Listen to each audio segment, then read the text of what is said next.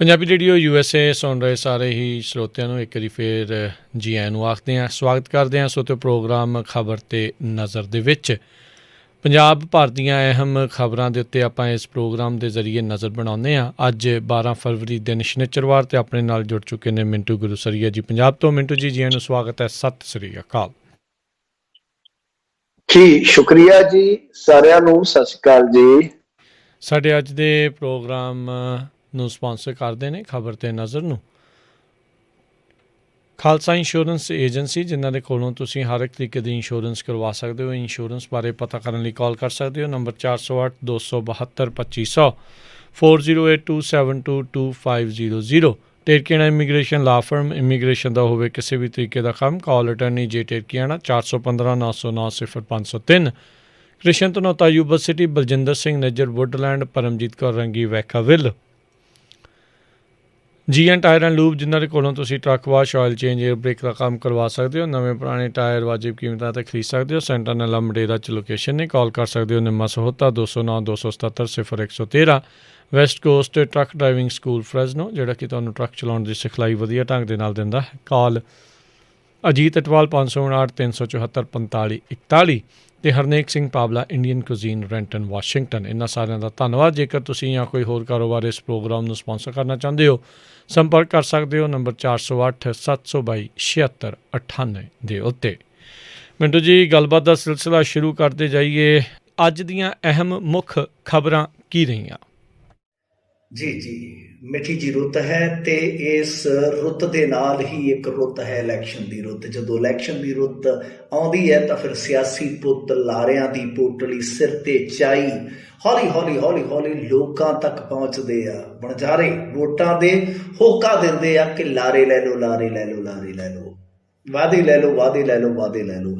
ਖੈਰ, ਅੱਜ ਵਾਰੀ ਸੀ ਪੋਟਲੀ ਖੋਲ੍ਹਣ ਦੀ ਭਾਰਤੀ ਜਨਤਾ ਪਾਰਟੀ ਦੀ। ਇਹਨਾਂ ਨੇ ਆਪਣਾ ਮੈਨੀਫੈਸਟੋ, ਹਾਲਾਂਕਿ ਮੈਨੀਫੈਸਟੋ ਸ਼ਬਦ ਇਸਤੇਮਾਲ ਨਹੀਂ ਕਰਿਆ ਕਰਦੇ, ਇਹ ਸ਼ਬਦ ਇਸਤੇਮਾਲ ਕਰਿਆ ਕਰਦੇ ਆ ਸੰਕਲਪ ਪੱਤਰ। ਤਾਂ ਇਹਨਾਂ ਨੇ ਆਪਣਾ ਸੰਕਲਪ ਪੱਤਰ ਅੱਜ ਕਹਿ ਲਓ ਕਿ ਜਨਤਾ ਤੀਕ ਪੁੱਜਦਾ ਕਰ ਦਿੱਤਾ ਹੈ। ਮੁੱਖ ਤੌਰ ਤੇ ਕੀ ਨੁਕਤੇ ਰੱਖੇ ਨੇ? ਹਰਦੀਪ ਸਿੰਘ ਪੁਰੀ ਕੇਂਦਰੀ ਵਜ਼ਾਰਤ ਦਾ ਹਿੱਸਾ ਨੇ, ਉਹਨਾਂ ਵੱਲੋਂ ਘੁੰਡ ਚੁਕਾਈ ਕੀਤੀ ਗਈ ਆ। ਵਾਅਦਿਆਂ ਦੀ ਪੋਟਲੀ 'ਚ ਕੀ ਨਿਕਲਿਆ? ਅਗਲੇ 5 ਸਾਲਾਂ 'ਚ ਪੰਜਾਬ ਦੇ ਬੁਨਿਆਦੀ ਢਾਂਚੇ ਤੇ 1 ਲੱਖ ਕਰੋੜ ਰੁਪਈਆ ਕਹਿ ਸਕਦੇ ਹਾਂ ਕਿ ਉਹ ਖਰਚ ਕੀਤਾ ਜਾਊਗਾ। SC ਸਟੂਡੈਂਟਸ ਨੂੰ 2000 ਰੁਪਏ ਪਰ ਮੰਥ ਸਕਾਲਰਸ਼ਿਪ। ਸਾਰਿਆਂ ਨੂੰ 300 ਯੂਨਿਟ ਬਿਜਲੀ ਫਰੀ। ਵੈਸੇ ਬਿਜਲੀ ਸਾਰਿਆਂ ਨੂੰ ਫਰੀ ਦਿੱਤੀ ਜਾਂਦੀ ਆ।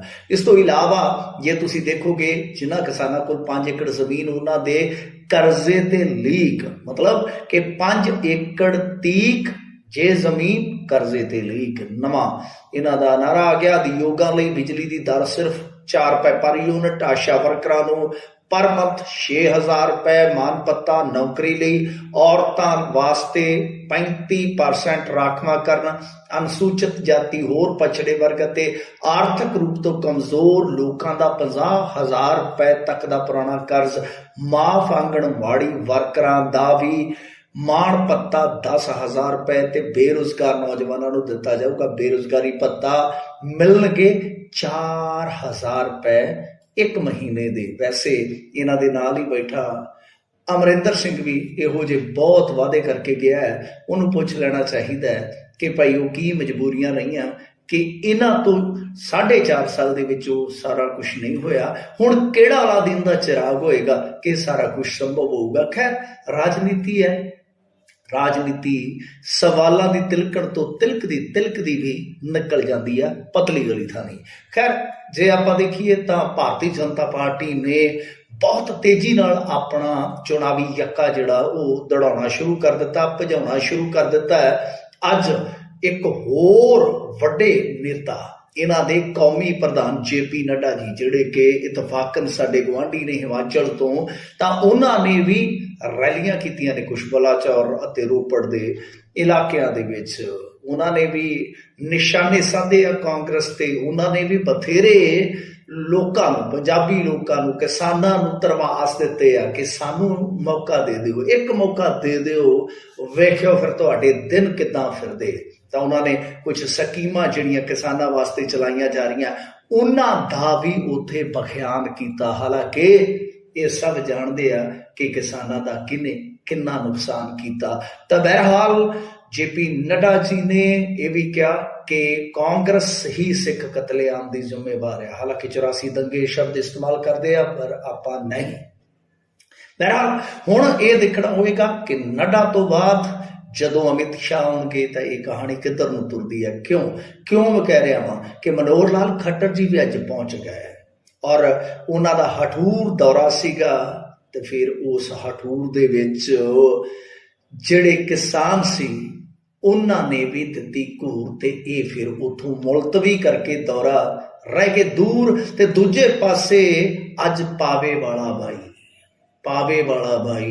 जस्सी भाई वो भाजपा दा लड़ फड़ के कह लो कि भगवे रंग दे विच रंगिया गया। गायक सी जस्सी जसराज जिन्हें आम आदमी पार्टी लई बहुत प्रचार किया, इनकलाब दीयां गल्लां डुल पैंदियां सन, पर अज अचानक विचारधारक तौर ते एक बहुत वड्डी तब्दीली हुई ते वो सुट के पावा कमल नूं घुट के गलवकड़ी पा बैठे है जी।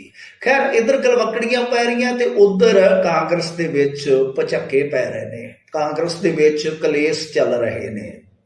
अज साजरे जसबीर सिंह डिंपा औखे ने, भारे ने, कांग्रेस ते बड़ा ही ज्यादा दुखी भी ने। भराटा नूं टिकट नहीं दित्ती, पुत्तर भी लाइन दे विच सीगा, किसी ने नहीं सुनी, बौड़ी करते रहे। उस तो बाद भरा अकाली दल च चले गया या कला दिता गया। तो खैर अज मैंबर पार्लीमेंट जसवीर सिंह डिंपा ने असिधे तौर ते एक बड़े लीडर ते इल्जामात लाए ने, उन्होंने बाड़मेर दा ठग तक कह दिता है और वो भी उस खबर की कटिंग ट्वीट करदे जिस खबर दे विच सुनील जाखड़ दा दर्द है कि मैनू हिंदू होने करके ये सारी सज़ा भुगतनी पई कि चीफ मिनिस्ट्री दहलीज तो मुड़ गई।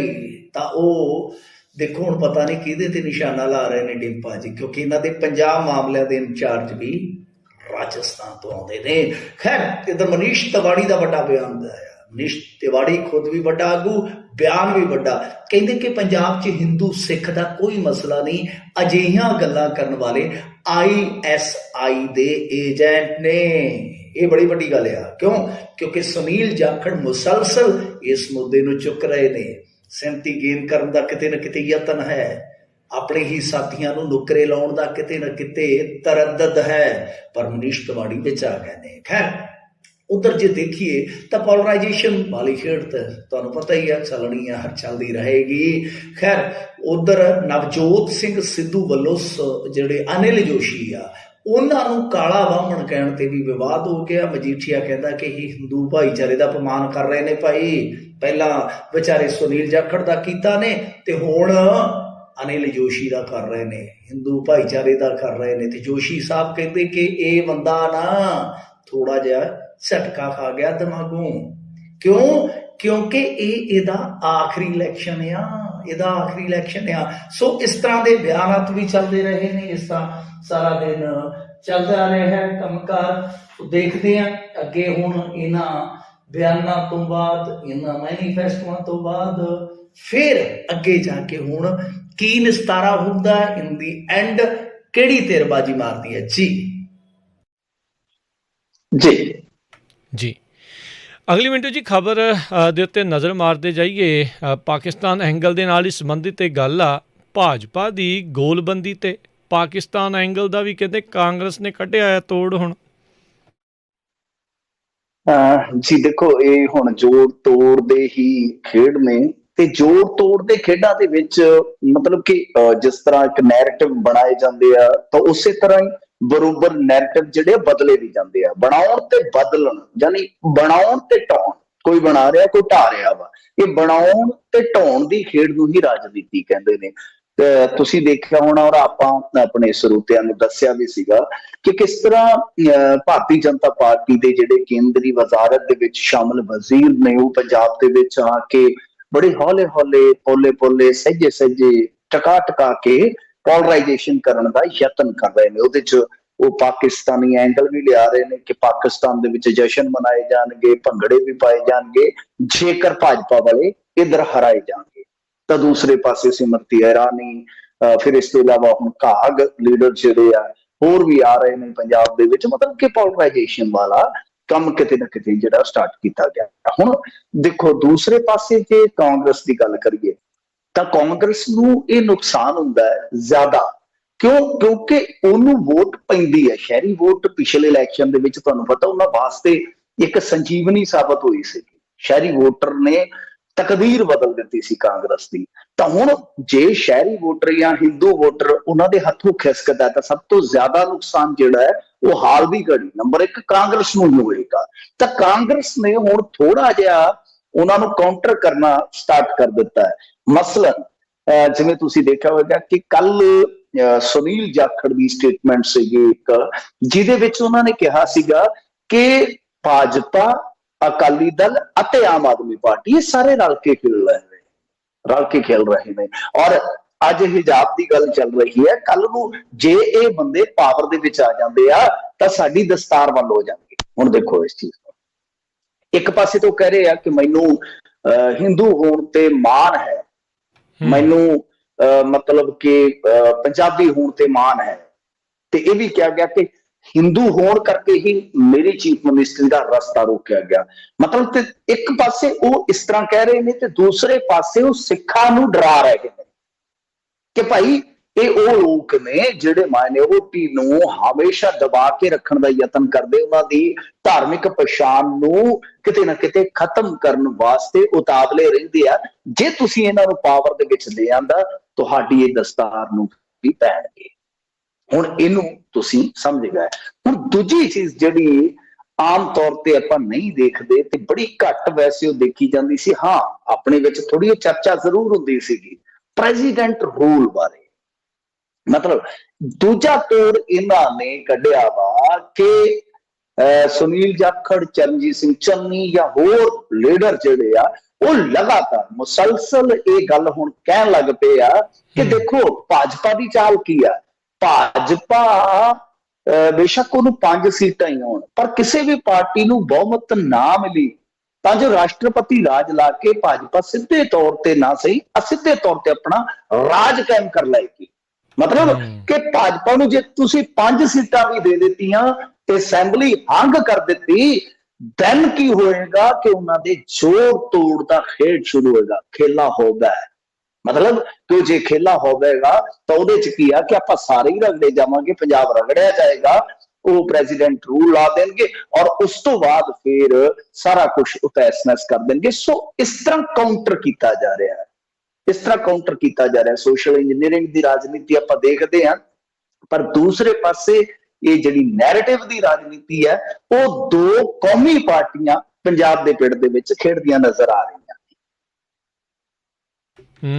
ਜੀ ਜੀ ਜੀ। ਅਗਲੀ ਮਿੰਟ ਜੀ ਗੱਲ ਕਰੀਏ, SKM ਨੇ ਕੀਤਾ ਪ੍ਰਧਾਨ ਮੰਤਰੀ ਦੀਆਂ ਰੈਲੀਆਂ ਦਾ ਵਿਰੋਧ।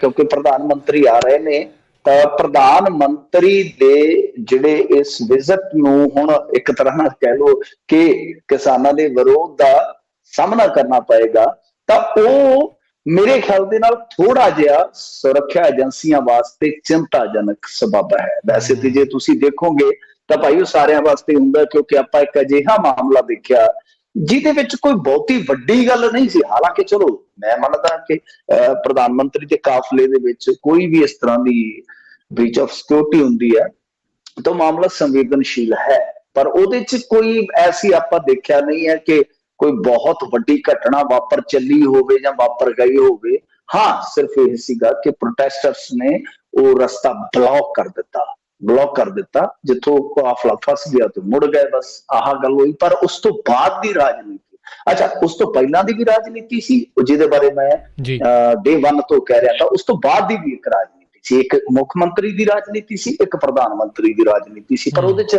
ਸਭ ਤੋਂ ਜ਼ਿਆਦਾ ਤੇ ਸਾਡਾ ਪਿਆਰਾ ਪੰਜਾਬ ਬਦਨਾਮ ਹੋਇਆ। ਉਹਨਾਂ ਨੇ ਰੱਜ ਕੇ ਬਦਨਾਮ ਕਰਨ ਦਾ ਯਤਨ ਕੀਤਾ। ਪਰ ਮੇਰੇ ਕਹਿਣ ਦਾ ਮਤਲਬ ਇਹ ਆ ਕਿ ਦੇਖੋ ਜਿਹੜੀ ਇਹ ਕਾਲ ਆਈ ਆ, ਹੁਣ ਇੱਕ ਵਾਰੀ ਥੋੜਾ ਸੁਰੱਖਿਆ ਏਜੰਸੀਆਂ ਚੁਕੰਨੀਆਂ ਹੋ ਜਾਣਗੀਆਂ ਔਰ ਉਹਨਾਂ ਦਾ ਪ੍ਰਬੰਧ ਇਸ ਵਾਰੀ ਇਸ ਤਰ੍ਹਾਂ ਦਾ ਹੋਏਗਾ ਕਿ ਮੇਰੇ ਖਿਆਲ ਦੇ ਨਾਲ ਸ਼ਾਇਦ ਉਹ ਨੌਬਤ ਨਹੀਂ ਆਏਗੀ। ਔਰ ਦੂਜੀ ਗੱਲ ਇਹ ਆ ਕਿ ਚਰਨਜੀਤ ਸਿੰਘ ਚੰਨੀ ਬਹੁਤ ਫਸ ਗਏ ਆ, ਬਹੁਤ ਕਸੂਤੇ ਫਸ ਗਿਆ, ਕਿਉਂਕਿ ਜਿਸ ਦਿਨ ਇਹ ਹਾਦਸਾ ਵਾਪਰਿਆ ਸੀਗਾ ਮੈਂ ਉਸ ਦਿਨ ਇੱਕ ਮਤਲਬ ਕਿ ਪ੍ਰੋਗਰਾਮ 'ਚ ਹੀ ਬੈਠਾ ਸੀਗਾ। ਉਸੇ ਸਮੇਂ। ਜੀ ਤੇ ਮੈਂ ਉਦੋਂ ਹੀ ਕਿਹਾ ਸੀਗਾ ਕਿ ਚਰਨਜੀਤ ਸਿੰਘ ਚੰਨੀ ਦਾ ਬੁਰਾ ਦੌਰ ਅੱਜ ਤੋਂ ਸਟਾਰਟ ਹੋ ਗਿਆ, ਸਮਝੋ। ਹੂੰ ਅੱਜ ਤੋਂ ਚੰਨੀ ਦਾ ਬੁਰਾ ਦੌਰ ਸਟਾਰਟ ਹੋ ਗਿਆ। ਔਰ ਸੱਚ ਜਾਣਿਓ ਦੂਜੇ ਤੀਜੇ ਚੌਥੇ ਦਿਨ ਮੇਰੇ ਖਿਆਲ ਦੇ ਨਾਲ ਕੰਮ ਚੱਲ ਪਿਆ ਸੀ ਈਡੀ ਵਾਲਾ। ਔਰ ਅੱਜ ਦੀ ਤਰੀਕ ਦੇ ਵਿੱਚ ਕੀ ਹੈ ਕਿ ਮਤਲਬ ਕਿ ਚਰਨਜੀਤ ਸਿੰਘ ਚੰਨੀ ਤੀਕ ਪਹੁੰਚਣ ਵਾਸਤੇ ਉਹਦੇ ਭਾਣਜੇ ਦੇ ਮੋਢੇ ਤੇ ਨਾ ਸਿਰਫ ਈਡੀ ਪੈਰ ਟਕਾ ਰਹੀ ਹੈ, ਬਲਕਿ ਇਨਕਮ ਟੈਕਸ ਵੀ ਦੱਸਦੀ ਹੈ ਕਿ ਇਨਵੋਲਵ ਹੋ ਜਾਂਦਾ। ਇਨਕਮ ਟੈਕਸ ਡਿਪਾਰਟਮੈਂਟ ਹੈ ਜਿਹੜਾ, ਉਹ ਵੀ ਇਨਵੋਲਵ ਹੋ ਰਿਹਾ, ਉਹ ਏਜੰਸੀ ਵੀ ਆ ਰਹੀ ਹੈ ਮੈਦਾਨ ਦੇ ਵਿੱਚ। ਤਾਂ ਕਹਿਣ ਦਾ ਮਤਲਬ ਇਹ ਹੈ ਕਿ ਚਰਨਜੀਤ ਸਿੰਘ ਚੰਨੀ ਵੀ ਹੁਣ ਉਹ ਵੈਸੇ ਤੇ ਪਾਵਰਲੈਸ ਹੀ ਨੇ, ਇਸ ਟਾਈਮ ਕੁਝ ਨਹੀਂ ਕਰ ਸਕਦੇ। ਚੋਣ ਜ਼ਾਬਤਾ ਲੱਗਿਆ ਹੋਇਆ ਤੇ ਚੋਣ ਜ਼ਾਬਤੇ ਦੇ ਵਿੱਚ ਤੁਹਾਨੂੰ ਪਤਾ ਪੁਲਿਸ ਬੜੀ ਚੁਕੰਨੀ ਹੋ ਕੇ ਕੰਮ ਕਰਦੀ ਹੈ। ਸੈਕੰਡ ਚੀਜ਼ ਇਹ ਆ ਕਿ ਕਿਸਾਨ ਆਗੂਆਂ ਨੇ ਜਿਨ੍ਹਾਂ ਨੇ ਕਾਲ ਦਿੱਤੀ ਹੈ, ਜੇ ਤੁਸੀਂ ਉਹਨਾਂ ਦੀ ਸਟੇਟਮੈਂਟ ਵੀ ਦੇਖੋਗੇ, ਡਾਕਟਰ ਦਰਸ਼ਨਪਾਲ ਬਹੁਤ ਸਿਆਣੇ ਆਗੂ ਨੇ, ਤਾਂ ਉਹਨਾਂ ਨੇ ਬੜੀ ਇੱਕ ਕਹਿ ਲਓ ਕਿ ਨਾਪ ਤੋਲ ਕੇ ਸਟੇਟਮੈਂਟ ਦਿੱਤੀ ਹੈ ਕਿ ਦੇਖੋ ਅਸੀਂ ਪ੍ਰੋਟੈਸਟ ਕਰਾਂਗੇ, ਸਿਰਫ ਬਲੈਕ ਫਲੈਗ ਜਿਹੜੇ ਆ ਉਹੀ ਦਿਖਾਵਾਂਗੇ, ਕਾਲੇ ਝੰਡੇ ਹੀ ਦਿਖਾਵਾਂਗੇ, ਔਰ ਸਾਡਾ ਜਿਹੜਾ ਪ੍ਰਦਰਸ਼ਨ ਹੋਏਗਾ ਬਿਲਕੁਲ ਸ਼ਾਂਤੀਪੂਰਵਕ ਹੋਏਗਾ, ਸ਼ਾਂਤੀਪੂਰਵਕ ਹੋਏਗਾ। ਤਾਂ ਮਤਲਬ ਕਿ ਹੁਣ ਦੇਖੋ ਗੱਲ ਇਹ ਹੈ ਕਿ ਕਿਸਾਨਾਂ ਦੇ ਨਾਲ ਜੋ ਹੋਇਆ ਵਾ, ਕੱਲ ਤੋਮਰ ਸਾਹਿਬ ਨੇ ਸਦਨ ਦੇ ਵਿੱਚ ਖਲੋ ਕੇ ਗੱਲ ਤੇ ਆਖ ਦਿੱਤੀ ਹੈ ਕਿ ਅਸੀਂ ਦੁਬਾਰਾ ਕਾਨੂੰਨ ਨਹੀਂ ਲਿਆਵਾਂਗੇ। ਇਹ ਗੱਲ ਤਾਂ ਉਹਨਾਂ ਨੇ ਸਦਨ 'ਚ ਕਹਿ ਦਿੱਤੀ ਆ। ਬਟ ਦੇਖੋ ਤੁਸੀਂ ਵਾਅਦੇ ਕੀਤੇ ਸਨ ਕਿਸਾਨਾਂ ਦੇ ਨਾਲ ਕਿ ਭਾਈ ਅਸੀਂ MSP ਤੇ ਕਮੇਟੀ ਬਣਾਵਾਂਗੇ, ਉਹ ਅਜੇ ਤੱਕ ਕਮੇਟੀ ਤੁਸੀਂ ਹੋਂਦ 'ਚ ਨਹੀਂ ਲਿਆਂਦੀ, ਬੜੀ ਮਾੜੀ ਗੱਲ ਆ।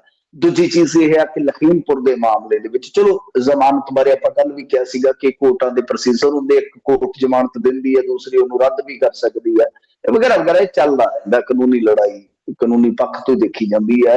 ਪਰੰਤੂ ਸਭ ਤੋਂ ਵੱਡੀ ਗੱਲ ਹੈ ਕਿ ਬੇਸ਼ਰਮੀ ਦੇ ਨਾਲ ਇਸ ਮਾਮਲੇ ਨੂੰ, ਜਿਹਨੂੰ ਇਹ ਕਿਹਾ ਗਿਆ ਕਿ ਇਹ ਵਿਉਂਤਿਆ ਹੋਇਆ ਸਮੂਹਿਕ ਕਤਲकांड ਸੀਗਾ, ਉਸ ਮਾਮਲੇ ਦੇ ਵਿੱਚ ਮੁੱਖ ਮੁਲਜ਼ਮ ਦੇ ਪਿਓ ਨੂੰ ਤੁਸੀਂ ਹਿੱਕ ਦਾ ਵਾਲ ਬਣਾ ਕੇ ਕੈਬਨਿਟ 'ਚ ਰੱਖੀ ਰੱਖਿਆ।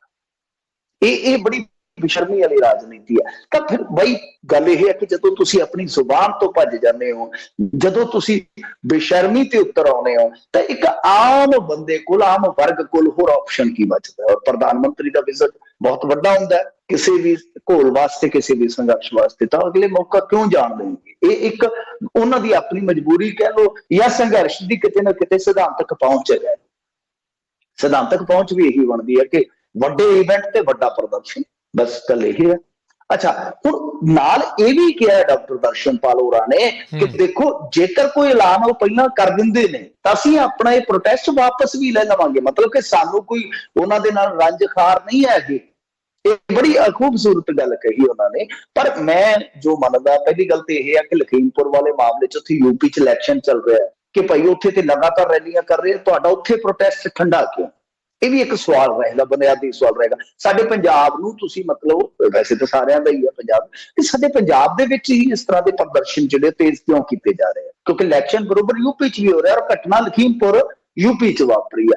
ਸੈਕੰਡ ਚੀਜ਼ ਇਹ ਆ ਕਿ ਦੇਖੋ ਠੀਕ ਹੈ, ਡਾਕਟਰ ਦਰਸ਼ਨਪਾਲ ਬਹੁਤ ਸੁਲਝੇ ਆਗੂ ਹੈ, ਬਹੁਤ ਵਧੀਆ ਤਰੀਕੇ ਨਾਲ ਕਮਾਂਡ ਕਰ ਸਕਦੇ ਆ, ਬਟ ਮੇਰਾ ਮੰਨਣਾ ਇਹ ਹੈ, ਇੱਕ ਧੁੜਕੂ ਵੀ ਹੈ ਕਿ ਭਾਈ ਕੋਈ ਸ਼ਰਾਰਤ ਨਾ ਕਰ ਜਾਵੇ, ਕਿਤੇ ਸ਼ਰਾਰਤ ਨਾ ਹੋ ਜਾਵੇ। ਤੁਹਾਡੀ ਇਸ ਵਾਰੀ ਦੀ ਕੋਈ ਫੇਲਿਅਰ ਜਾਂ ਕਹਿ ਲਓ ਕਿ ਜਾਂ ਇਸ ਤਰ੍ਹਾਂ ਦੀ ਕੋਈ ਪੰਗੇਬਾਜ਼ੀ ਜਿਹੜੀ ਮਤਲਬ ਕਿ ਵੱਡੀ ਸਮੱਸਿਆ ਬਣ ਜਾਂਦੀ ਹੈ ਸ਼ਰਾਰਤ ਕਰਕੇ, ਉਹ ਬਹੁਤ ਵੱਡੇ ਪੱਧਰ ਤੇ ਨੁਕਸਾਨ ਕਰ ਸਕਦੀ ਹੈ। ਸੋ ਇਹ ਦੋ ਤਿੰਨ ਚੀਜ਼ਾਂ ਨੇ ਜਿਹੜੀ ਆਪਾਂ ਦੇਖੀਏ ਤੇ ਇਹਨਾਂ ਦਾ ਧਿਆਨ ਰੱਖਣ ਦੀ ਜ਼ਰੂਰਤ ਹੈ। ਬਾਕੀ ਪ੍ਰੋਟੈਸਟ ਦਾ ਅਧਿਕਾਰ ਜੇ ਆਪਾਂ ਕਹੀਏ ਕਿ ਭਾਈ ਸਸਪੈਂਡ ਕਰ ਦਿੱਤਾ ਜਾਵੇ ਕਿਸੇ ਦਾ, ਜਾਂ ਉਹ ਆਪਣਾ ਆਪ ਹੀ ਸਸਪੈਂਡ ਕਰ ਲੈਣ, ਮੇਰੇ ਖਿਆਲ ਦੇ ਨਾਲ ਇਹ ਡੈਮੋਕ੍ਰੇਸੀ ਦੀ ਲੱਤ ਵੱਢਣ ਵਾਲੀ ਗੱਲ ਹੈ। ਜੀ ਜੀ ਜੀ। ਅਗਲੀ ਗੱਲ ਕਰਦੇ ਜਾਈਏ, ਸੁਰੱਖਿਆ ਛਤਰੀ ਖੁੱਸਣ ਤੇ ਸੋਨੂ ਸੂਦ ਨਾਰਾਜ਼ ਹੋਇਆ ਪਰ ਲੀਡਰ ਬੇਵਸ। ਆਓ ਕਹਿੰਦਾ ਤੇਰਾ ਮੇਰਾ ਪਿਆਰ ਕਿਤੇ ਕਾਗਜ਼ੀ ਤੇ ਨਹੀਂ, ਸਾਡੇ ਨਾਲ ਸੋਹਣੇ ਨਾਰਾਜ਼ਗੀ ਤੇ ਨਹੀਂ। ਸੋ ਗੱਲ ਇਹ ਆ ਕਿ ਸੋਨੂ ਸੂਦ ਵਿਚਾਰਾ ਜਿਹੜਾ ਉਹ ਆਪਣਾ ਸੂਤ ਬਿਠਾਉਣ ਆਇਆ ਸੀਗਾ ਭੈਣ ਜੀ ਨੂੰ, ਮਤਲਬ ਕਿ ਉਹ ਲਿਆਏ ਨੇ ਰਾਜਨੀਤੀ ਦੇ ਵਿੱਚ। ਔਰ ਦੱਸਦੇ ਕਿ ਭੈਣ ਭਰਾ ਦਾ ਨਾ ਬਹੁਤ ਪਿਆਰ ਸੀ ਸ਼ੁਰੂ 'ਚ, ਸ਼ਾਇਦ ਹੋ ਸਕਦਾ ਕਿ ਰੱਖੜੀ ਵੇਲੇ ਵਾਅਦਾ ਕੀਤਾ ਹੋਵੇ ਕਿ ਭੈਣ ਤੈਨੂੰ ਇੱਕ ਦਿਨ ਨੇਤਾ ਬਣਾ ਦੇਣਾ, ਲੀਡਰ ਬਣਾ ਦੇਣਾ। ਸੋ ਗੱਲ ਇਹ ਆ ਕਿ ਤੁਹਾਨੂੰ ਪਤਾ ਹੀ ਹੈ, ਭੈਣਾਂ ਵੀ ਕਹਿੰਦੇ ਨਾ ਦੇਵੋ ਵੀਰੋ ਵੇ ਭੈਣਾਂ ਮੰਗਣ ਜੰਜੀਰੀਆਂ। ਕਈ ਵਾਰ ਇਹ ਆ ਕਿ ਦੇਵੋ ਵੀਰੋ ਵੇ ਭੈਣਾ ਮੰਗਣ ਵਜ਼ੀਰੀਆਂ, ਇਹ ਵੀ ਹੋ ਜਾਂਦਾ ਕਈ ਵਾਰ। ਤਾਂ ਖੈਰ ਸੋਨੂੰ ਸੂਦ ਰਾਜਨੀਤਿਕ ਪਿੜ ਦੇ ਵਿੱਚ ਆ ਗਏ ਨੇ ਤੇ ਚਲੋ ਆਪ ਤੇ ਨਹੀਂ, ਆਪਣੀ ਭੈਣ ਜੀ ਨੂੰ ਲੜਾ ਰਹੇ ਨੇ। ਮਾਲਵਿਕਾ ਸੂਦ ਬਹੁਤ ਅੱਛਾ ਬੋਲਦੇ ਨੇ ਤੇ ਉਹਨਾਂ ਨੇ ਕਿਹਾ ਕਿ ਜੋ ਅੱਜ ਤੱਕ ਨਹੀਂ ਹੋਇਆ, ਜਿਨ੍ਹਾਂ ਵਾਸਤੇ ਅੱਜ ਤੱਕ ਨਹੀਂ ਹੋਇਆ, ਉਹਨਾਂ ਵਾਸਤੇ ਮੈਂ। ਬਹੁਤ ਅੱਛੀ ਗੱਲ ਆ। ਪਰ ਸੋਨੂੰ ਸੂਦ ਦੀ ਜਿਹੜੀ ਸਿਕਿਉਰਿਟੀ ਸੀ ਉਹ ਵਾਪਸ ਲੈ ਲਈ ਗਈ ਆ, ਵਾਪਸ ਲੈ ਲਈ ਗਈ ਆ। ਕਹਿੰਦੇ ਆ ਕਿ ਦੋ ਵੱਡੇ ਲੀਡਰਾਂ ਕੋਲ ਪਹੁੰਚੇ ਐ ਸੋਨੂੰ ਸੂਦ, ਜਿਹੜੇ ਇਹਨਾਂ ਕੋਲ ਪਹੁੰਚਿਆ ਕਰਦੇ ਸਨ ਕਦੇ, ਆਓ ਆਓ ਸਾਡੇ ਵੱਲ ਆਓ। ਕਹਿੰਦੇ ਉਹਨਾਂ ਗੱਲ ਨਹੀਂ ਸੁਣੀ, ਉਹ ਕਹਿੰਦੇ ਕਿ ਯਾਰ ਟਾਈਮ ਬੜਾ ਕਸੂਤਾ ਚੱਲਦਾ ਸੋਨੂੰ ਵੀਰ, ਕੀ ਕਰੀਏ ਕੀ ਕਰੀਏ, ਸਾਡੇ ਵੱਸ ਦੀ ਗੱਲ ਨਹੀਂ, ਚੋਣ ਜ਼ਾਬਤਾ ਲੱਗਿਆ ਹੈ, ਚੋਣ ਜ਼ਾਬਤਾ ਲੱਗਿਆ। ਕਹਿੰਦੇ ਆ ਕਿ ਸੋਨੂੰ ਸੂਦ ਥੋੜਾ ਨਾਰਾਜ਼ ਹੈ। ਵੈਸੇ ਜੇ ਤੁਸੀਂ ਦੇਖੋਗੇ ਸਿਕਿਉਰਿਟੀ ਤਾਂ ਭਾਈ ਖਾਸੀ ਜ਼ਿਆਦਾ ਜਿਹੜੀ ਹੈ ਨਾ, ਉਹ ਕਹਿ ਲੋ ਕਿ ਵਾਪਸ ਹੋਈ ਹੈ। ਜੇ ਮੈਂ ਤੁਹਾਨੂੰ ਸਿਕਿਉਰਿਟੀ ਗਿਣ ਕੇ ਦੱਸਾਂ ਜੀ ਤੇ ਖਾਸੇ ਲੀਡਰਾਂ ਦੀ ਸਿਕਿਉਰਿਟੀ ਵਾਪਸ ਹੋਈ ਹੈ। ਥੋੜਾ ਆਪਾਂ ਅੰਕੜਿਆਂ ਤੇ ਨਿਗਾਹ ਮਾਰ ਲੈਂਦੇ ਆ, ਮੇਰੇ ਕੋਲ ਥੋੜਾ ਰਿਕਾਰਡ ਹੈਗਾ ਉਸ ਬਾਬਤ ਕਿ ਕਿਹਨਾਂ ਦੀ ਸਿਕਿਉਰਿਟੀ ਜਿਹੜੀ ਹੈ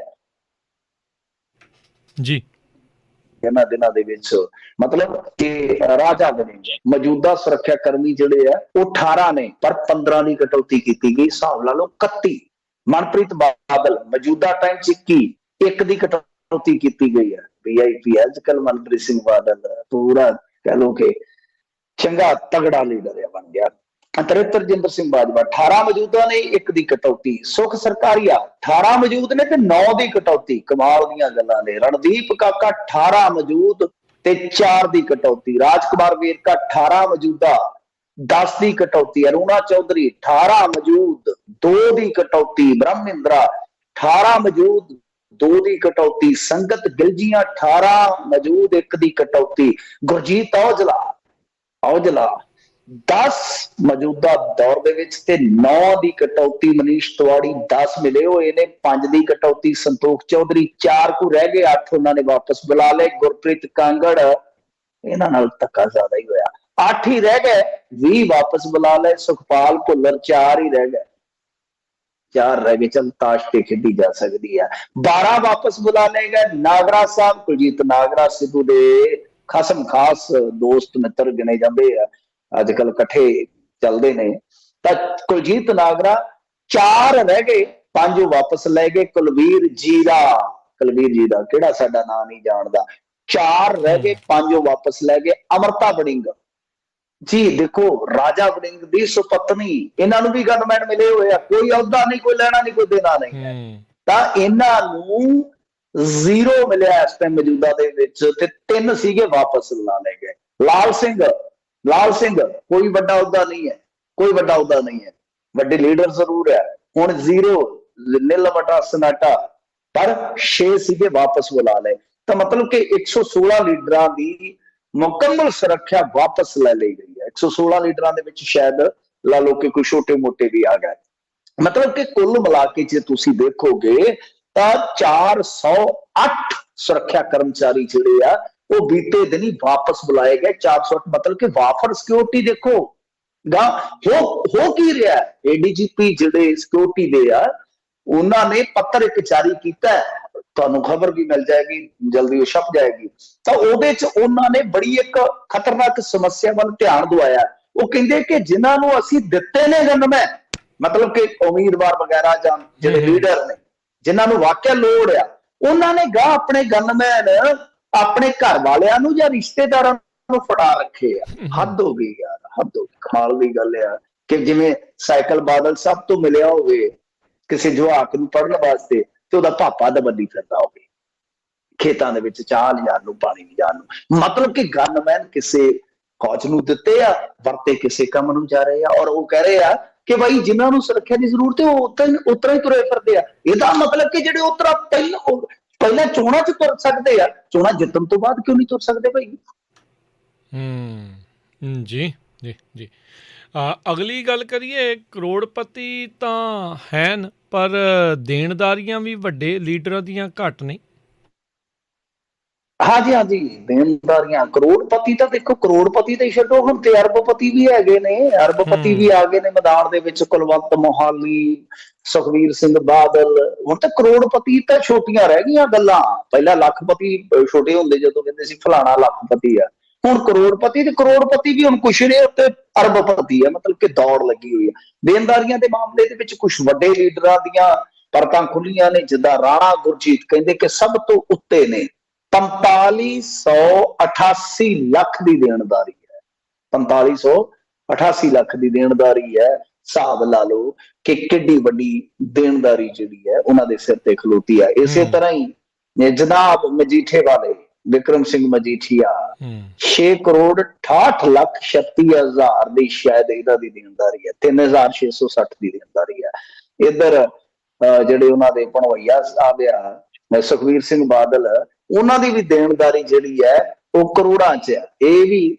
ਤਕਰੀਬਨ ਬਰੋਬਰ ਹੀ ਹੈ 6.5 ਕਰੋੜ ਇਹਨਾਂ ਦੀ ਦੇਣਦਾਰੀ ਹੈ ਚੰਨੀ ਸਾਹਿਬ ਦੀ ਵੀ 6.25 ਕਰੋੜ ਤੋਂ ਉੱਤੇ ਦੀ ਦੇਣਦਾਰੀ ਹੈ ਮਤਲਬ ਕਿ ਬੜੀਆਂ ਵੱਡੀਆਂ ਦੇਣਦਾਰੀਆਂ ਵੱਡੇ ਸਿਰ ਤੇ ਵੱਡੀਆਂ ਸਿਰਾਂ ਦੀਆਂ ਸਿਰ ਪੀੜਾਂ ਤਾਂ ਖੈਰ ਇਧਰ ਬਾਦਲ ਸਾਹਿਬ ਕੁਛ ਨਹੀਂ ਦੇਣਾ ਦੁੱਕੀ ਨਹੀਂ ਦੇਣੀ ਕਿਸੇ ਦੀ ਨਵਜੋਤ ਸਿੰਘ ਸਿੱਧੂ ਕਹਿੰਦੇ ਕੱਖ ਨਹੀਂ ਦੇਣਾ ਸੋ ਬਾਕੀ ਬਈ ਜੇ ਉਮੀਦਵਾਰਾਂ ਤੇ ਤੁਸੀਂ ਝਾਤਖੋਰੀ ਕਰੋਗੇ ਤੇ ਮੈਂ ਕਹਿੰਦਾ ਕਿ ਰੰਗ ਵੱਜੇ ਪਏ ਨੇ ਰੰਗ ਲੱਗੇ ਪਏ ਨੇ 41% ਕਰੋੜਪਤੀ ਹਨ ਜਿੰਨੇ ਵੀ ਉਮੀਦਵਾਰ 1300 ਨੇ ਯਾਦ ਰੱਖਿਓ ਇਸ ਫਿਗਰ ਨੂੰ 1300 ਕੁੱਲ ਨੇ ਆਪਣੇ ਤਕਰੀਬਨ 1300 ਕਹਿ ਸਕਦੇ ਵੈਸੇ ਐਗਜ਼ੈਕਟ ਫਿਗਰ ਹੈ 1276 ਤੁਸੀਂ 1300 ਦੇ ਕਰੀਬ ਕਹਿ ਸਕਦੇ ਹੋ ਮੋਟਾ ਜਿਹਾ ਹਿਸਾਬ ਲਾਉਣਾ ਹੋਵੇ 41% ਉਮੀਦਵਾਰ ਕਰੋੜਪਤੀ ਨੇ ਮੈਂ ਤਾਂ ਹੀ ਕਹਿ ਰਿਹਾ ਕਿ ਕਰੋੜਪਤੀ ਉਮੀਦਵਾਰਾਂ ਦਾ ਜਿਹੜਾ ਉਹ ਹੁਣ ਕੋਈ ਬਹੁਤਾ ਹੈਰਾਨ ਨਹੀਂ ਕਰਦਾ ਤੇ ਕਮਾਲ ਦੀ ਗੱਲ ਇਹ ਆ ਕਿ ਜੇ ਤੁਸੀਂ ਦੇਖੋਗੇ ਇਹਨਾਂ 1276 ਦੇ ਵਿੱਚੋਂ 25% ਦਾਗੀ ਨੇ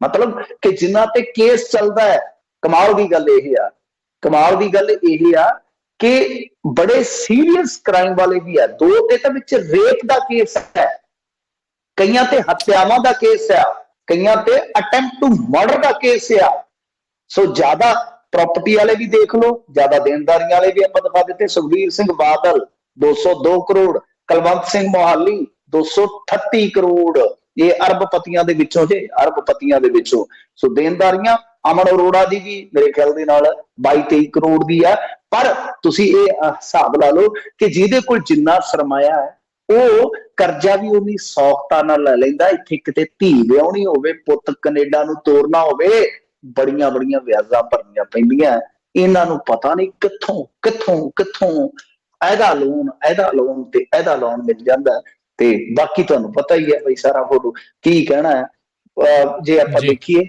ਇੱਕ ਹੋਰ ਡਾਟਾ ਹੈ ਕਿ ਜੇ ਤੁਸੀਂ ਇੱਥੇ ਪਰ ਕੈਂਡੀਡੇਟ ਔਸਤਨ ਪ੍ਰਾਪਰਟੀ ਦੇਖੋਗੇ ਪੰਜਾਬ ਦੇ ਤਾਂ ਉਹ ਹੈ 4.31 ਕਰੋੜ ਮਤਲਬ ਜੇ ਐਵਰੇਜ ਕੱਢੋਗੇ ਇੱਕ ਉਮੀਦਵਾਰ ਦੀ ਪ੍ਰਾਪਰਟੀ ਉਹ ਬਣਦੀ ਜੇ 4 ਕਰੋੜ 31 ਲੱਖ ਮਤਲਬ ਰਾਜਨੀਤੀ ਇੱਕ ਧੰਦਾ ਹੈ ਤੇ ਇਹਦੇ ਵਿੱਚ ਇੱਕੋ ਪੰਗਾ ਹੈ ਕਿ ਬਸ ਖੇਡਦਾ ਇਹਦੇ ਚ ਅਮੀਰ ਬੰਦਾ ਹੈ ਲਾਡੀ ਐਵੇਂ ਤਾਂ ਨਹੀਂ ਛਾਲਾ ਮਾਰਦਾ ਇੱਧਰ ਕਹਿੰਦੇ ਐਤਕੀ ਅਰਬਪਤੀ ਕਰੋੜਪਤੀਆਂ ਤੋਂ ਬਾਅਦ ਡਾਕਟਰ ਵੀ ਵਾਹਵਾ ਉਤਰੇ ਨੇ ਮੈਦਾਨ ਚ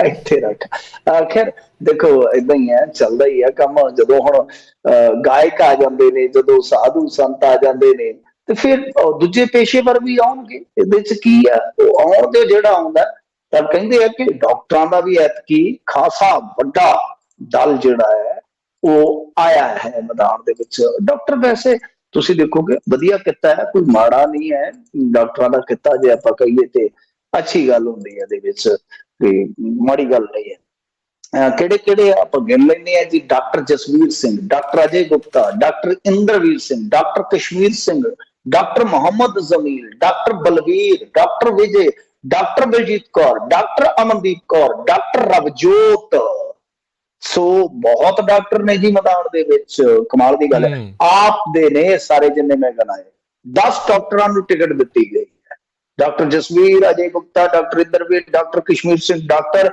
Mohammad Jamil doctor Avjot doctor Amandeep doctor Baljit Kaur doctor Vijay doctor Balvir इधर ਕਿੰਨੇ ਹੋ ਗਏ 10। ਅਕਾਲੀਆਂ ਨੇ 5 ਡਾਕਟਰ ਜਿਹੜੇ ਉਹ ਟੀਕਾ ਲਾਉਣ ਲਈ ਘੱਲੇ। ਹੁਣ ਟੀਕਾ ਪਤਾ ਨਹੀਂ ਕਿੱਥੇ ਲਾਉਂਦੇ ਆ, ਬਿਮਾਰ ਨੂੰ ਲਾਉਂਦੇ ਆ ਜਾਂ ਕਿਸੇ ਹੋਰ ਟਿਕਾਣੇ ਤੇ ਲਾਉਂਦੇ ਆ। ਉਹਨੇ doctor Dalbir Singh, doctor Sukhwinder, doctor Daljit Singh Cheema, doctor Nishtar, doctor Jaspreet Singh. ਤਾਂ ਏਦਾਂ ਹੀ ਜੇ ਆਪਾਂ ਦੇਖੀਏ ਤਾਂ SMM ਸੰਯੁਕਤ ਸਮਾਜ ਮੋਰਚਾ ਜਿਹੜਾ, ਉਹਨੇ ਵੀ 7 ਡਾਕਟਰ ਮੈਦਾਨ ਦੇ ਵਿੱਚ ਉਤਾਰ ਦਿੱਤੇ ਨੇ। ਭਾਈ ਇਹਨਾਂ ਦਾ ਕੋਈ ਦਵਾਈ ਦੱਪੇ ਵਾਲਾ ਕੰਮ ਚੱਲਦਾ ਕਿ ਨਹੀਂ ਚੱਲਦਾ ਪਤਾ ਨਹੀਂ, ਹੁਣ ਅੱਗੇ ਰੱਬ ਜਾਣੇ। ਜੇ ਇਸ ਤੋਂ ਇਲਾਵਾ ਤੁਸੀਂ ਵੇਖੋਗੇ ਤਾਂ ਸਭ ਤੋਂ ਘੱਟ 2 ਡਾਕਟਰ ਜਿਹੜੇ ਹੈ ਉਹ ਕਹਿੰਦੇ ਆ ਕਿ ਕਾਂਗਰਸ ਦੇ ਉਮੀਦਵਾਰ ਆ। ਇਸ ਵਾਰੀ ਕਾਂਗਰਸ ਦੇ ਉਮੀਦਵਾਰ ਜਿਹੜੇ ਆ ਉਹ ਘੱਟ ਆ। ਭਾਜਪਾ ਤੇ ਕੈਪਟਨ ਦੇ 6 ਆ। ਢੀਂਡਸੇ ਦੇ ਕੋਲ ਕੋਈ ਡਾਕਟਰ ਨਹੀਂ ਹੈ, ਮਤਲਬ ਕਿ ਉੱਥੇ ਨੀਮ ਹਕੀਮ ਹੀ ਕੰਮ ਚਲਾਉਣਗੇ ਜੀ। ਅਗਲੀ ਮਿੰਟ ਜਾਂਦੇ ਜਾਂਦੇ ਗੱਲ ਕਰ ਲਈਏ, ਇਲੈਕਸ਼ਨ ਦੌਰਾਨ ਪੰਜਾਬ ਵਿੱਚ ਨਸ਼ੇ ਦੀ ਪਕੜ ਜਾਰੀ। ਹਾਂਜੀ, ਦੇਖੋ ਇਹ ਹੁਣ ਕੀ ਕਹੀਏ, ਬਦਕਿਸਮਤੀ ਹੈ। ਵੈਸੇ ਇੱਕ ਨਾ ਮੈਂ ਤੁਹਾਨੂੰ ਦੱਸਾਂ ਕਿ ਜਿੱਥੇ ਪ੍ਰੋਸਪੈਰਿਟੀ ਆਉਂਦੀ ਹੈ ਉੱਥੇ ਹੀ ਡਰੱਗ ਜ਼ਿਆਦਾ ਹੁੰਦਾ। ਵੈਸਟਰਨ ਦੀ ਵੀ ਇਹੀ ਸਮੱਸਿਆ ਹੈ, ਔਰ ਆਪਾਂ ਨੂੰ ਵੀ ਪੰਜਾਬੀਆਂ ਨੂੰ ਇਸ ਚੀਜ਼ ਦਾ ਖਮਿਆਜ਼ਾ ਭੁਗਤਣਾ ਪਿਆ ਕਿ ਜਿਵੇਂ ਹਰੀ ਕ੍ਰਾਂਤੀ ਤੋਂ ਬਾਅਦ ਸਾਡੀ ਮਤਲਬ ਕਿ ਆਰਥਿਕਤਾ ਥੋੜੀ ਵਧੀਆ ਹੋਣੀ ਸਟਾਰਟ ਹੋਈ। ਤੇ ਸਾਫ਼ ਹੀ ਹੈ ਕਿ ਹਰੀ ਕ੍ਰਾਂਤੀ ਨੇ ਨੁਕਸਾਨ ਵੀ ਕੀਤਾ, ਕੁਝ ਸਾਡਾ ਫਾਇਦਾ ਵੀ ਕੀਤਾ। ਤਾਂ ਜਿਵੇਂ ਹੀ ਉਹ ਆਇਆ, ਇੱਕ ਤੇ ਸਾਡਾ ਸੱਭਿਆਚਾਰ ਬਦਲ ਗਿਆ। ਬਦਲਾਅ ਆਉਂਦੇ ਨਾ ਆਰਥਿਕਤਾ ਦੇ ਨਾਲ ਹੀ ਤੁਹਾਡੀਆਂ ਆਦਤਾਂ ਵੀ ਬਦਲ ਜਾਂਦੀਆਂ ਨੇ। ਤੇ ਉਸੇ ਤਰ੍ਹਾਂ ਹੀ ਸਾਨੂੰ ਅਲਾਮਤਾਂ ਵੀ ਜਿਹੜੀਆਂ ਨਵੀਆਂ ਮਿਲਦੀਆਂ, ਆਦਤਾਂ ਵੀ ਨਵੀਆਂ। ਵੈਸੇ ਆਦਤਾਂ ਬਾਰੇ ਇੱਕ ਗੱਲ ਕਹਾਂ ਕਿ ਕਹਿੰਦੇ ਆ ਕਿ ਮਾੜੀਆਂ ਆਦਤਾਂ ਆਪਣੇ ਆਪ ਹੀ ਪੈ ਜਾਂਦੀਆਂ, ਚੰਗੀਆਂ ਪਾਉਣੀਆਂ ਪੈਂਦੀਆਂ। ਚੰਗੀਆਂ ਪਾਉਣੀਆਂ ਪੈਂਦੀਆਂ, ਮਾੜੀਆਂ ਆਪਣੇ ਆਪ ਹੀ ਪੈ ਜਾਂਦੀਆਂ ਨੇ। ਖੈਰ ਗੱਲ ਇਹ ਆ ਕਿ ਆਦਤਾਂ ਦੇ ਨਾਲ ਸਾਨੂੰ ਅਲਾਮਤਾਂ ਵੀ ਮਿਲ ਗਈਆਂ। ਉਹਨਾਂ ਚੋਂ ਡਰੱਗ ਇੱਕ ਆ ਜਿਹਦੇ ਪ੍ਰੋਸਪੈਰਿਟੀ ਦੇ ਨਾਲ, ਮਤਲਬ ਕਿ ਪ੍ਰੋਸਪੈਰਿਟੀ ਨੂੰ ਹੁਣ ਆਪਾਂ ਜੇ ਕਹੀਏ ਤਾਂ ਸਮਰਿੱਧੀ ਜਿਹੜੀ ਹੁੰਦੀ ਹੈ, ਖੁਸ਼ਹਾਲੀ ਜਿੱਥੇ ਹੁੰਦੀ ਹੈ ਉੱਥੇ ਨਸ਼ਾ ਆਪਣੇ ਆਪ, ਕਿਉਂਕਿ ਨਸ਼ੇ ਦਾ ਬਾਜ਼ਾਰ ਹੁੰਦਾ ਤੇ ਵਪਾਰ ਦੇ ਵਿੱਚ ਵੇਖਿਆ ਜਾਂਦਾ ਕਿ ਕਿੱਥੇ ਮਾਲ ਜ਼ਿਆਦਾ ਵਿਕੇਗਾ। ਸੋ ਅੰਕੜੇ ਦੱਸਦੇ ਨੇ, ਅੱਜ ਦਾ ਤਾਂ ਅੰਕੜਾ ਨਹੀਂ ਆਇਆ ਹਲੇ, ਪਰ ਕੱਲ ਤੀਕ 407 ਕਰੋੜ ਰੁਪਏ ਦਾ ਚੋਣ ਜ਼ਾਬਤਾ ਲੱਗਣ ਤੋਂ ਬਾਅਦ ਹੁਣ ਤੱਕ ਕਹਿ ਲਓ ਕਿ ਵਸਤੂਆਂ ਬਰਾਮਦ ਹੋ ਚੁੱਕੀਆਂ 407 ਕਰੋੜ ਦੀਆਂ। ਜੇ ਤੁਸੀਂ ਦੇਖੋ ਤਾਂ ਬਹੁਤ ਜ਼ਿਆਦਾ। ਤੇ ਇਹਦੇ ਵਿੱਚ ਡਰੱਗ ਜ਼ਿਆਦਾ ਫੜਿਆ ਗਿਆ ਹੈ, ਜਿਵੇਂ ਇਹਦੇ ਚ 1.18 ਲੱਖ ਲੀਟਰ ਜਿਹੜੀ ਹੈ ਉਹ ਨਜਾਇਜ਼ ਦਾਰੂ। ਫਿਰ ਜੇ ਤੁਸੀਂ ਦੇਖੋਗੇ ਤਾਂ ਤਕਰੀਬਨ 16 ਲੱਖ ਲੀਟਰ ਲਾਹਨ, 4170 ਕਿਲੋਗ੍ਰਾਮ ਭੁੱਕੀ, 32 ਕਿਲੋਗ੍ਰਾਮ ਅਫੀਮ। 32 ਕਿਲੋਗ੍ਰਾਮ ਅਫੀਮ ਬਹੁਤ ਹੁੰਦੀ ਹੈ। 164 ਕਿਲੋ ਗਾਂਜਾ, 33,141 gram heroin, 263 gram smack, 7456 gram ਚਰਸ, 10,740 ਕੈਪਸੂਲ, 479 ਸ਼ੀਸ਼ੀਆਂ। ਇਸ ਤੋਂ ਇਲਾਵਾ 4,73,733 ਨਸ਼ੀਲੀਆਂ ਗੋਲੀਆਂ, 27 ਕਰੋੜ ਰੁਪਇਆ ਨਗਦ। ਇਸ ਤੋਂ ਇਲਾਵਾ ਕੁਝ ਸੋਨਾ ਚਾਂਦੀ। ਨਾ ਮੰਗੋ ਸੋਨਾ ਨਾ ਮੰਗੋ ਚਾਂਦੀ। ਅਸੀਂ ਤੇ ਇਹੀ ਕਹੀਏ ਕਿ ਰੱਬਾ ਵਸਾ ਦੇ ਸਾਡੀ ਜਿਹੜੀ ਜਵਾਨੀ ਉਜੜੀ ਜਾਂਦੀ। ਸੋਨਾ ਚਾਂਦੀ ਦੀ ਕੋਈ ਗੱਲ ਨਹੀਂ, ਪਰ ਆ ਜਿਹੜਾ ਡਰੱਗ ਫੜਿਆ ਜਾ ਰਿਹਾ, ਕਿਉਂਕਿ ਡਰੱਗ ਦੀ ਜੇ ਤੁਸੀਂ ਦੇਖੋਗੇ, ਮੈਂ ਤੁਹਾਨੂੰ ਕੁਝ ਫੈਕਟ ਵੀ ਦੱਸ ਦੇਣਾ, ਜਾਂਦਾ ਜਾਂਦਾ ਸਮਾਂ ਆਪਣਾ ਤੇਜ਼ੀ ਦੇ ਨਾਲ ਹੱਥਾਂ ਚੋਂ ਕਰ ਰਿਹਾ ਵਾ, ਕਿ ਜਿੰਨੀਆਂ ਵੀ ਸਟੱਡੀਆਂ ਉਹਦੇ ਵਿੱਚ ਕਿ ਪੰਜਾਬ ਦਾ ਹਰੇਕ 6ਵਾਂ ਵਿਅਕਤੀ ਜਿਹੜਾ ਹੈ ਨਾ ਉਹ ਨਸ਼ੇ ਦਾ ਆਦੀ ਹੈ। ਇਹ ਸਟੱਡੀਆਂ ਕਹਿੰਦੀਆਂ, ਚਾਹੇ ਉਹਦਾ ਸੋਰਸ PGI ਚੰਡੀਗੜ੍ਹ ਹੋਵੇ, ਕ੍ਰਿਡ ਦੀ ਰਿਪੋਰਟ ਹੋਵੇ। ਤੇ ਪੰਜਾਬ ਦੇ ਵਿੱਚ ਕਹਿੰਦੇ ਕਿ 10% ਨੇ ਆਪਣਾ ਨਸ਼ੇ ਦਾ ਸਫ਼ਰ 14 ਸਾਲ ਦੀ ਉਮਰ ਤੋਂ ਹੀ ਸ਼ੁਰੂ ਕਰ ਲਿਆ। 65% ਨੇ 15 ਤੋਂ 20 ਦੇ ਦਰਮਿਆਨ। ਮਤਲਬ ਕਿ ਸਾਡੀ ਅਲੜ ਅਵਸਥਾ ਜਦੋਂ ਖੇਡਣ ਦਾ, ਮੌਜਣ ਦਾ ਸਮਾਂ ਹੁੰਦਾ, ਮੌਜਾਂ ਮਾਣਨ ਦਾ, ਅਸੀਂ ਉਸ ਸਮੇਂ ਹੀ ਦੇਖਦੇ ਹਾਂ ਕਿ ਬਹੁਤ ਵੱਡਾ ਵਰਗ ਹੈ ਸਾਡਾ ਜਿਹੜਾ ਇਸ ਰਸਤੇ ਤੇ ਤੁਰ ਪੈਂਦਾ ਹੈ, ਜਿਹੜਾ ਰਸਤਾ ਬਹੁਤੇ ਬੰਦਿਆਂ ਨੂੰ ਬਰਬਾਦੀ ਦੇ ਕਗਾਰ ਤੇ ਲੈ ਜਾਂਦਾ ਹੈ। ਜੀ ਜੀ, ਤੇ ਸ਼ੁਕਰੀਆ ਮਿੰਟੂ ਜੀ, ਬਹੁਤ ਧੰਨਵਾਦ। ਮਿਲਦੇ ਹਾਂ ਜੀ ਅਗਲੀ ਵਾਰ। ਸਤਿ ਸ਼੍ਰੀ ਅਕਾਲ ਜੀ। ਸਤਿ ਸ਼੍ਰੀ ਅਕਾਲ। ਪ੍ਰੋਗਰਾਮ ਦੀ ਇੱਥੇ ਹੀ ਹੁਣ ਸਮਾਪਤੀ। ਮਿਲਦੇ ਹਾਂ ਅਗਲੀ ਵਾਰ। ਤੱਕ ਲਈ ਮੇਰੇ ਵੱਲੋਂ ਵੀ ਸਭ ਨੂੰ ਪਿਆਰ ਭਰੀ ਸਤਿ ਸ਼੍ਰੀ ਅਕਾਲ। ਸੁਣਦੇ ਰਹੋ ਪੰਜਾਬੀ ਰੇਡੀਓ USA।